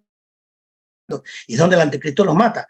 Pero se llama Sodoma. ¿Por qué Dios ahora llama a Jerusalén Sodoma? Porque ha entrado el anticristo. Porque está gobernando el anticristo. Porque la abominación desoladora de la cual habló Jesús en Mateo 24 es la entrada a Jerusalén y al templo del anticristo. Cuando entre la abominación desoladora, cuando entre la abominación desoladora del anticristo a Jerusalén, que es donde va a gobernar, lógicamente se convierte Jerusalén en una Sodoma y una Gomorra y en un Egipto. Durante esos 3 años y medio, la gran ciudad, Jerusalén, se va a convertir en Sodoma y Gomorra y en Egipto. Ahí está. Y Egipto, donde también su Señor fue crucificado. ¿Dónde fue crucificado Jesús? En Jerusalén. Muévete al capítulo 16, un momentico. Capítulo 16, no 16, versículo 19. Mira esto, para que veas y lo que nos espera durante ese periodo de tiempo. Dice, la séptima copa del ángel. Estamos en Apocalipsis 16, 17. El séptimo ángel derramó su copa en el aire. ¿Cómo es eso que derramó su copa en el aire? Bueno, porque los poderes satánicos que están en los aires, sea el príncipe de los aires. Y esa copa fue derramada sobre el aire contra Satanás y sus fuerzas. Una gran voz salió del templo del trono que decía, hecho está, del templo de Dios arriba, del trono de Dios, hecho está. O sea, que hay un cumplimiento en ese momento. Y hubo relámpagos y voces y truenos, hubo un gran terremoto. Hablando de Jerusalén, hubo un gran terremoto tal como no lo había desde que el hombre está sobre la tierra. O sea, el terremoto que va a venir en Jerusalén en ese tiempo, nunca antes ni lo ha habido nunca. Imagínense la clase de terremoto que va a haber. Nunca el mundo ha experimentado un terremoto como este. Terremoto tal como lo había habido desde que el hombre está sobre la tierra. No lo ha habido. Fue tan grande y poderoso el terremoto. Fue grande y poderoso. Escuche, versículo 19. La gran ciudad, otra vez Jerusalén, la gran ciudad de donde está. ¿Por qué se llama la gran ciudad? Porque cuando el anticristo empieza a gobernar desde Jerusalén, ¿sabe cómo se va a llamar a Jerusalén? La gran ciudad. Ese es el nombre que va a recibir, porque es la ciudad sobre todas las ciudades del mundo. Entonces se le va a llamar la gran ciudad porque él reina desde la gran ciudad, que es Jerusalén, pero ahora convertida en una Sodoma y Gomorra. Dice, y las ciudades de las naciones, dice, la gran ciudad quedó dividida en tres partes. ¿Cuál gran ciudad? El terremoto va a dividir Jerusalén en tres partes. Y las ciudades de las naciones cayeron. O sea, todas las ciudades, fíjense el terremoto que va a haber, que dice que las ciudades de las naciones se derrumbaron todas. ¿Se imaginan la clase de terremoto que hay? Nueva York se va a derrumbar, Londres, París, todo eso se va a caer. El mundo entero va a caer en ese terremoto, se van a caer todas las ciudades. Dice, y la gran Babilonia fue recordada. Y la gran Babilonia quiere decir que Israel, Jerusalén, durante el periodo del gobierno del anticristo, va a pasar a ser llamada la Gran Babilonia. Porque desde ahí, toda perversión y corrupción, desde el templo, donde se va a meter este antimesías, va a ser una abominación. ¿Se acuerda de Daniel capítulo 11? Cuando en el año 164 antes de Cristo, cuando Epífanes IV, ¿cómo se llama? Se llamaba, ¿cómo era? Sí, Epífanes IV tomó el templo de los seleucitas, del gobierno que venía de la parte de los griegos, y tomó el templo y hizo una abominación celebrando, sacrificando una cerda en el altar del Señor. Y Daniel 11 es un presagio del anticristo y de las abominaciones que él va a hacer aquí.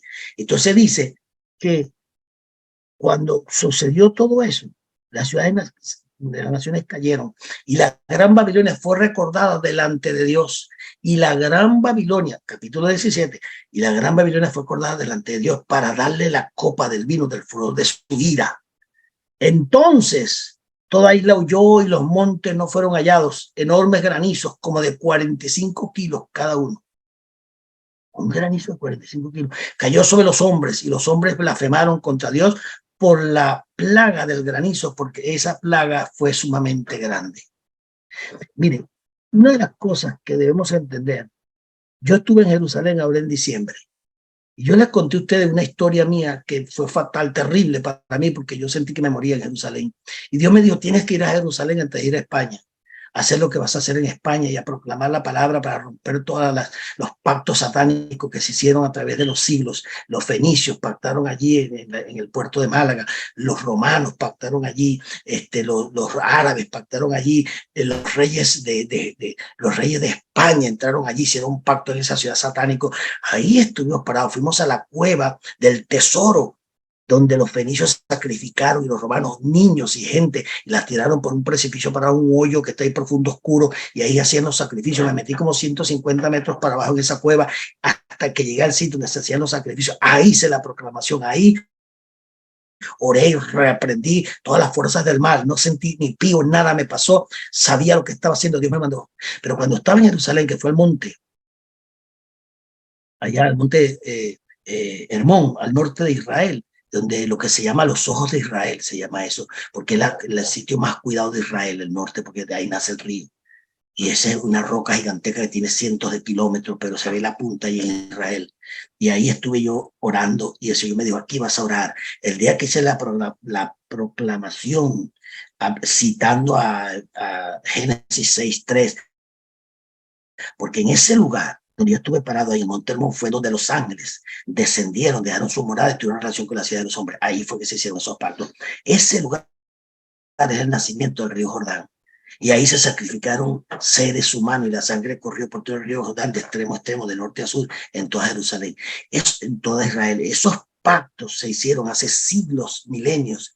Y ahí hice una proclamación tan sencilla como que nada.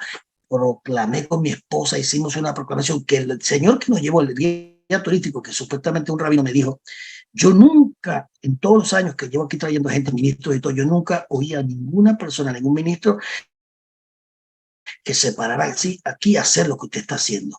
Nadie se atrevió a hacer nunca eso y usted tiene razón. Aquí fue donde entonces me contó, aquí fue donde pasó esto y esto y esto y esto y esto y me empezó a contar toda la historia de Israel y lo que había sucedido históricamente. Cuando estuve esos 14 días que estuve allí, después de eso tuve 14 días y sentí que me morí. Una noche pensé que me iba a morir, iba a ir al hospital y duré 14 días muy oprimido, fuerte hasta que salí de Israel. Cuando salí de Israel me fui a España, sentí una gran liberación y entendí lo que el Señor me había mostrado. Resumo diciéndote, Jerusalén, durante el periodo del gobierno del anticristo, la abominación de este hombre va a ser tan horrenda que ningún imperio, ni asirio, ni egipcio, ni medo-persa, ni babilónico, ni romano, ni bizantino, ni de Hitler, ni de Mussolini, ni de Alejandro el Grande, el imperio, ningún imperio ha tenido tanta maldad, tanta perversión y tanta poder de las tinieblas como este imperio que va a establecerse desde Jerusalén. La nación desoladora no es lo que tú estás pensando.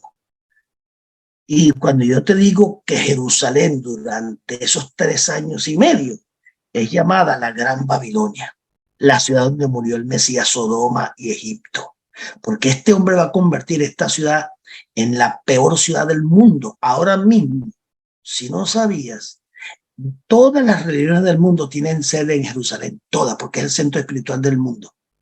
Y una opresión, mire, yo me levantaba a las 5 de la mañana. ¿Sabes por qué me levantaba? Porque los musulmanes tenían esas cornetas sonando a todo volumen, no me dejan dormir, haciendo los cánticos que ellos hacen y todo esto. Y por todos lados hay religiones de todo el mundo. O sea, Jerusalén es la ciudad de las religiones, del paganismo mundial. Jerusalén es la Babilonia de aquellos tiempos, en este momento.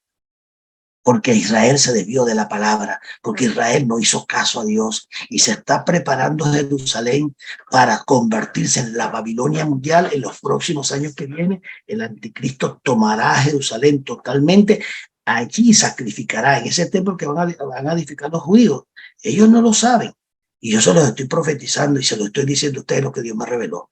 Ahí mismo el anticristo va a sacrificar cerdos en ese templo y animales, la abominación desoladora de la cual habló Jesús. Dice que nunca antes ha habido una abominación como esta, ni la ha habido ni la habrá. Y Israel, Jerusalén va a pasar a ser una Sodoma y Gomorra, Egipto y Babilonia. Es por eso que cuando ves el capítulo 17 de Apocalipsis, de la mujer que aparece, es el sistema religioso con el gobierno, porque hay dos de la ramera, está dividida en 2 partes. La mujer del capítulo 14 y 16, que es el sistema religioso que va a ser destruido, porque el anticristo se va a volver contra el sistema religioso, contra la mujer, que es la gran ramera, y el sistema político. Eso está dividido en 2. En el capítulo 14 al 16 se destruye la gran ramera religiosa, y en el capítulo 17 y 18 se destruye la gran ramera política. Es una mezcla de las dos, porque la mujer montada sobre esa bestia, y la bestia que tiene los 7 cuernos, el cuerno pequeño y todo eso, son el poder político y el poder económico y el poder religioso. Detrás de todas estas batallas, estas guerras, hay poder religioso. Y todo eso esa va a ser lo que se conoce como la plenitud de los gentiles, el gobierno final de los gentiles, para más nunca volver a gobernar la tierra, y van a ser destruidos en la venida del Señor. En su venida, dice que con la espada en su boca va a tomar al anticristo vivo y al falso profeta y lo va a meter en el mismo lago de fuego, vivos. Y dice que va a tomar a Satanás, lo va a amarrar, encadenar y ponerlo en el abismo, para luego al final de los tiempos lanzarlo en el lago de fuego también. Dice la Escritura, nosotros vamos a ver una tribulación y una condición mundial desde Jerusalén. Escúcheme, mire lo controversial que es esto, mire lo paradójico que es esto. Jerusalén, que es la ciudad espiritual del mundo, se va a convertir en la Sodoma y Gomorra del mundo. Ya Israel aprobó, el primer país que aprobó el homosexualismo fue Israel. Mire el rumbo que lleva Israel, que lleva Jerusalén, el mundo que lleva Jerusalén. Mire lo que está pasando. Pero esto no es nada. Entonces es un principio de dolores cuando el anticristo se meta allí a gobernar. ¿Por qué va a gobernar de ahí? Porque dice que el verdadero Mesías va a gobernar de Jerusalén. Y el gobierno que se va a establecer en Jerusalén, porque esa es la capital del mundo. Y durante su periodo, durante su gobierno, que va a ser 3 años y medio, 42 meses, él va a nombrar a Jerusalén la gran ciudad del mundo. Es por eso que se conoce como la gran ciudad. Ahí le dejo eso para que lo analice. Escúcheme. Allí en Israel ahora mismo hay miles y miles de judíos religiosos que pertenecen a alguna de las organizaciones religiosas judías más poderosas.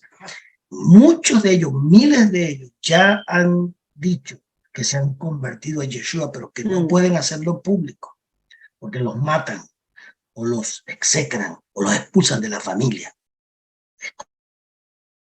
Escuchen lo que les estoy diciendo. Ahora mismo en Jerusalén hay un movimiento, un despertar entre los judíos ortodoxos, hasídicos, reformados, y para de contar, que se han convertido, que han tenido una experiencia con Mashiach, y se han acercado a personas que han ido de turista, les han hecho preguntas de una manera muy cuidadosa porque no saben ni quiénes son, y le han dicho: nosotros los judíos creemos en el Mesías, sabemos que Yeshua es el Mesías, pero no vamos a manifestarlo hasta el momento que sea necesario. Dios tiene preparado 144,000 judíos, por darte una cuenta básica, que van a ser hombres sellados por el Espíritu Santo, judíos, que nadie sabe, solamente Dios. Y esa gente se van a levantar, esos judíos, bajo una unción y un poder durante el periodo de la gran tribulación, que esto va a ser asombroso, porque van a estar los dos testigos, van a estar esos 144,000 sellados y todo el pueblo de Dios, que no se va en ninguna pretribulación, porque eso es católico romano. Ese levantamiento pretribulación que habla la iglesia tradicional religiosa, eso no existe en la Biblia. Eso es un error, eso es una falsa doctrina. En ninguna parte de la Biblia aparece que va a haber un arrebatamiento pretribulación. Lea Apocalipsis 20, cuando se lleva a cabo la primera resurrección. Apocalipsis 20, versículos 4 y 5, léalo. Apocalipsis 20 dice que por primera vez va a haber la primera resurrección. Y si la primera resurrección es Apocalipsis 25, ahí lo dice, ¿cómo es que la iglesia va a ser arrebatada o el pueblo de Dios va a ser arrebatado antes de la tribulación? Eso no es así. Segundo de Tesalonicenses, capítulo 2. ¿De qué habla Pablo? Lea bien la carta, lea bien el capítulo. Está hablando de la venida del Señor. Y está diciendo en los primeros 3 versículos, hey, ¿qué? ¿Cómo que ha venido el Señor? No, Él no va a venir todavía. Está hablando de la venida del Señor. Él no va a venir todavía. Él va a venir. Él no va a venir todavía porque para Él venir, dice, primero tiene que venir la apostasía, 1. Y 2, para nuestra reunión con Él, lo dice, tiene que haber una apostasía y tiene que aparecer el hijo de pecado, el hombre de pecado, el antimesías, tiene que aparecer y gobernar el mundo primero. Y te dice que nuestra reunión con Él va a ser después, lo dice el capítulo, después de la apostasía, o sea, la deserción que va a haber del pueblo de Dios. Muchos se van a huir porque no son nada, son ismaelitas, no pertenecen al reino. Y segundo, dice que para venir en su segunda venida y a levantar su pueblo, porque acuérdense que el arrebatamiento es el día 1 del mes séptimo, durante la festividad de Yom Teruah. Y el juicio sobre ese anticristo y todo ese gobierno va a ser el 10 de Tirri, 10 días después. Entonces, ¿cuándo se produce el arrebatamiento? 10 días antes del juicio del gran día del Señor, que es la gran trompeta de Apocalipsis, capítulo 19. Entonces, ¿qué dice la Escritura? Que para que el Señor venga, tiene primero que haber un anticristo gobernando el mundo por 3 años y medio. Y luego que aparezca, según Pablo, cuando aparezca ese anticristo 3 años y medio gobernando, entonces primero van a resucitar los muertos. ¿Cómo nos vamos a ir ahora si es que los muertos no han resucitado? No, que la doctrina de Cristo es inminente, la venida. Eso es falso. ¿Cómo que inminente?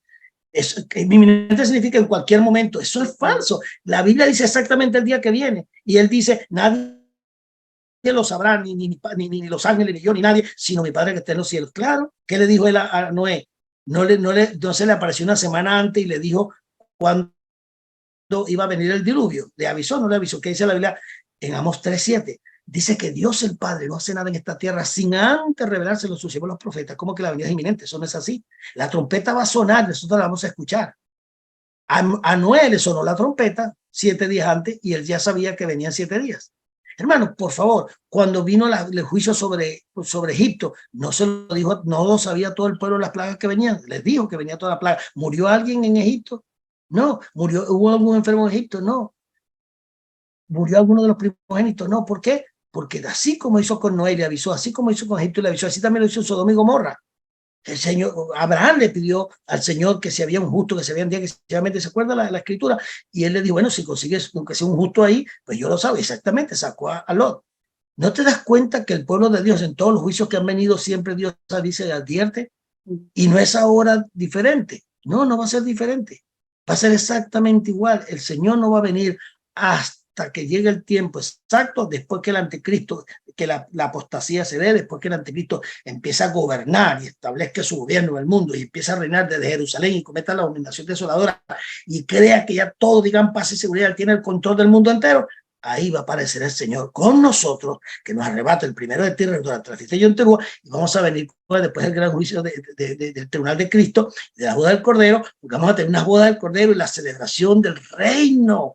Vamos a ver la coronación de nuestro gran rey frente a todo el pueblo. Hermanos, la gente no se quiere perder esa fiesta, yo no la voy a perder. Y luego descendemos con el Señor y pondrá sus pies sobre el monte de los olivos, y ahí viene el gran juicio de Yom Kippur, el 10 de Tishri, del mes séptimo.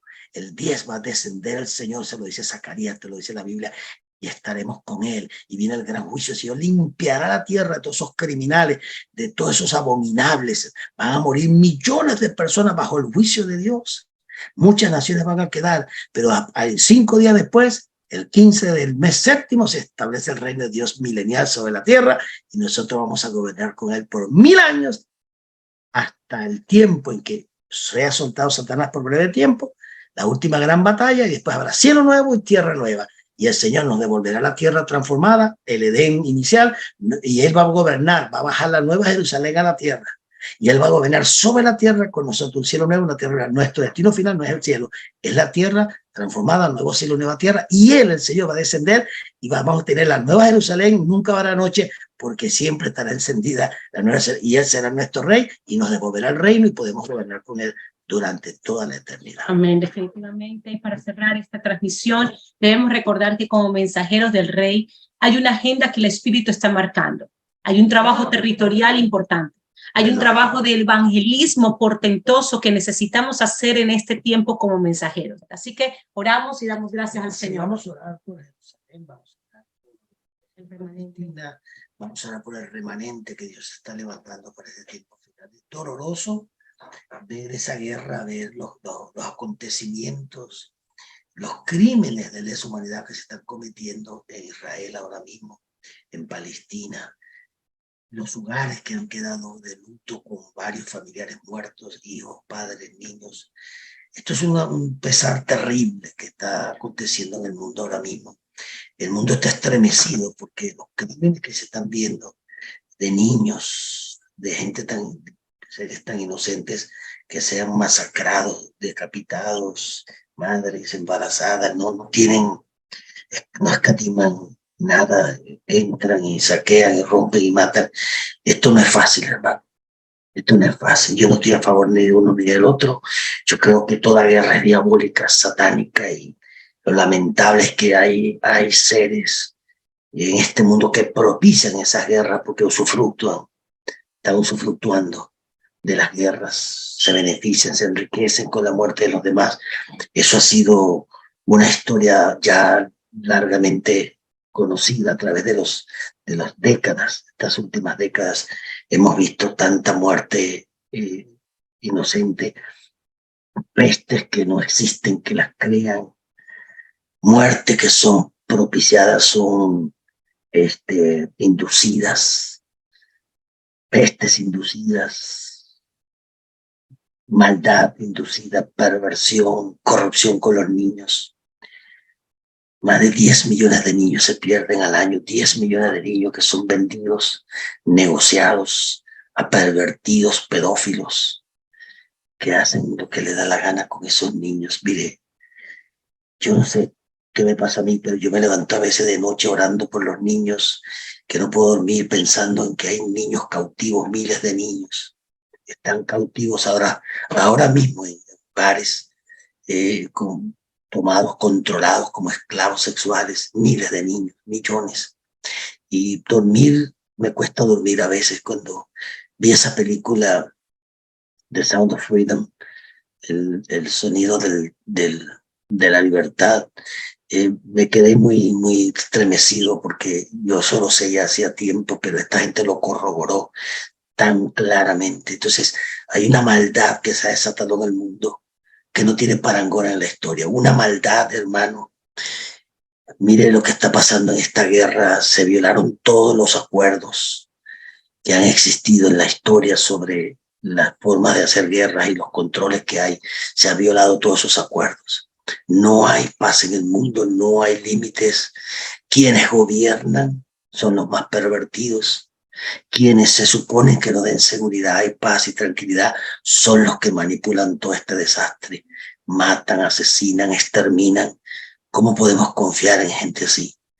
¿Cómo podemos confiar en políticos corruptos que solamente están pendientes del beneficio que van a tener y no de gobernar a un pueblo ni de bendecir a un pueblo? Es una situación que cada día va a empeorar. El amor de muchos se enfriará y eso va a nivel mundial. Entonces estamos viviendo los últimos tiempos muy difíciles. El Señor me dijo hace un tiempo atrás, como 3 años atrás, me dijo una mañana, me dijo yo, la maldad que se va a desatar en el mundo, la maldad, la perversión, la violencia, no tiene comparación en toda la historia.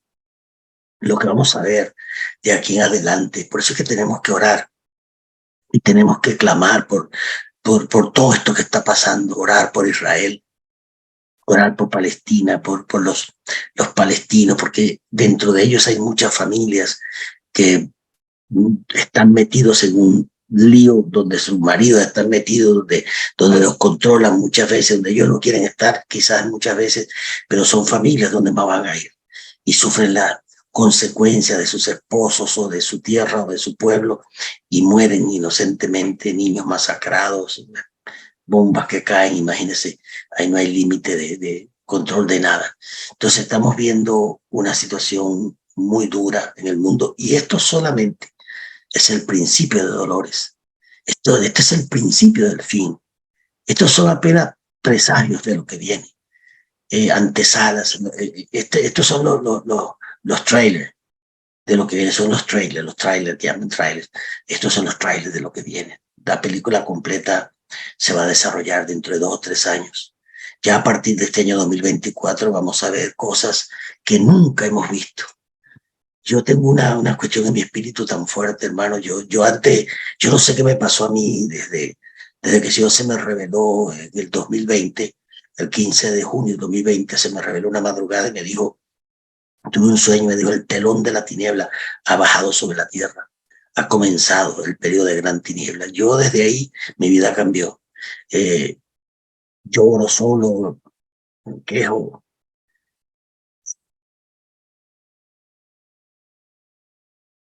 A veces no puedo dormir porque veo cosas tan terribles que están sucediendo en el mundo y sé lo que viene.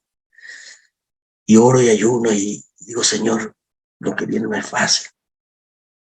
No sé cómo lo vamos a soportar, pero no es fácil. Yo sé que vamos a superarlo, yo sé que vamos a tener victoria, pero no lloro por mí, lloro, como decía Jesús, no lloren por mí, lloren por ustedes, le decía a las mujeres que lo acompañaban en su camino al Gólgota. Entonces, yo sé para dónde voy, le decía eso, sé lo que tengo que sufrir. Yo lloro más por los que son inocentes en este sistema eclesiástico. Se ha enseñado una mentira tan grande y tienen al pueblo tan engañado. Oí un pastor en estos días muy conocido diciendo, tranquilo, que ya vamos a ser arrebatados. Esto no nos pertenece, nosotros vamos a ser levantados antes que venga el desastre. Le estás metiendo una gran mentira a la gente, pero no lo sabes, tú crees que estás diciendo la verdad, pero estás engañando a la gente sin saberlo. No puedes decirle a la gente que viene un arrebatamiento y que van a liberarlo de la tribulación, no. El pueblo de Dios, todo va a estar durante el periodo de la tribulación, aunque no te guste la doctrina, aunque creas que no es así, ya vas a verlo. Si yo soy mentiroso, eso se va a descubrir entre 3 años. Pero lo triste es que no estoy mintiendo, estoy diciendo la verdad, porque el Señor no puede venir antes de que aparezca el anticristo, no puede. Ni a buscar a su pueblo, ni a establecer su reino. Entonces no sigas engañando a la gente. Prepárale para lo que viene. Llora, ayuna, gime, prepara al pueblo, porque esto no vamos a escapar de ello. Dice que nos librará de la ira, no que nos sacará de la tierra. En Apocalipsis 3 dice que nos librará de la ira que ha de venir. Claro que nos va a librar. Libró a Israel de la ira en Egipto. Libró a Lot de la ira en Sodoma. Libró a Noé con sus hijos del gran diluvio. siempre nos va a librar, pero no nos saca de la tierra porque Él nos necesita aquí. El periodo de evangelismo más grande que va a haber en la tierra va a ser durante la gran tribulación. Los dos testigos y todos nosotros vamos a ser el frente ante el anticristo que va a gobernar el mundo. Nosotros vamos a ser la piedra en el zapato de ese gobernante mundial, porque no va a poder con nosotros, no va a poder, mayor es el que está en nosotros que está en el mundo, no hallar qué hacernos, porque no tiene poder sobre nosotros. Qué cosa tan maravillosa vivir ese tiempo donde ese poder satánico se manifieste y no nos puede tocar, porque mayor es el que está en nosotros que está en el mundo. Vamos a ver la gloria de Dios. Es más, tú sabes que la ley dice que la tierra va a conocer pronto la manifestación de los hijos de Dios. Esa manifestación, la gran manifestación de los hijos de Dios, viene durante el periodo de tribulación. Ahí es donde el mundo va a saber quiénes somos nosotros. Durante el gran periodo de tribulación va a haber milagros. Es más, Zacarías, en el capítulo 8, versículo 23, dice que 10 hombres de todas las naciones se tomarán del manto de un judío, o sea, de uno que tiene pacto, diciéndole: sabemos que Dios, tú estás con Dios, Dios contigo, llévanos con nosotros. La gente nos va a ver a nosotros como la única salida al dolor que tienen, y nosotros vamos a ser los instrumentos para sanar, para libertar, para dar vida a la gente que durante ese periodo. Pues si nos vamos toda la iglesia de aquí, como dice la gente, que vamos a ser arrebatados y se va el Espíritu Santo, entonces ¿quién queda aquí, hermano? Si es que la Biblia dice que aparecen los santos ahí, dice que Él peleará contra los santos, eso somos nosotros. Si estamos arrebatados, entonces ¿cuál santo va a pelear? O sea, eso es una locura decir que no estamos aquí si la Biblia dice que va a pelear contra los santos. Eso somos nosotros, que estamos aquí para enfrentar al anticristo y a la fuerza del mal, de tal manera que este sea el momento de abrir tu corazón al Señor y decirle: Señor, perdóname, me enseñaron mal, me educaron mal, me enseñó la Iglesia Católica, me dio toda esa doctrina satánica de la comunión de la Iglesia Evangélica. Vamos a despertar al reino, hermano. Yo no vino a fundar ningún sistema eclesiástico, vino a establecer un gobierno, un reino. Desde el primer momento que empezó su administración habló de un reino. Cuando resucitó, cuando se iba a ir, le habló del reino. Cuando resucitó, los entrenó finalmente y ellos le preguntaron: ¿cuándo vas a establecer el reino? Y lo instruyó durante 40 días sobre el reino. Y Pablo habló de un reino, Pedro habló del reino. Nunca ministraron sobre el sistema eclesiástico, hablaron sobre un reino. Ese es el mensaje de Jesús. Él viene a la tierra no a establecer un sistema eclesiástico ni el cristianismo. Él viene a la tierra a establecer un reino sempiterno, un gobierno, hermano. Esto no es un sistema religioso, ni cristianismo, ni sistema eclesiástico. Lo que debe establecer es un reino. Despierta, despierta, hermano, despierta a la palabra. Padre, oramos por Israel, oramos por los palestinos, oramos por tanta gente inocente que está muriendo, Padre.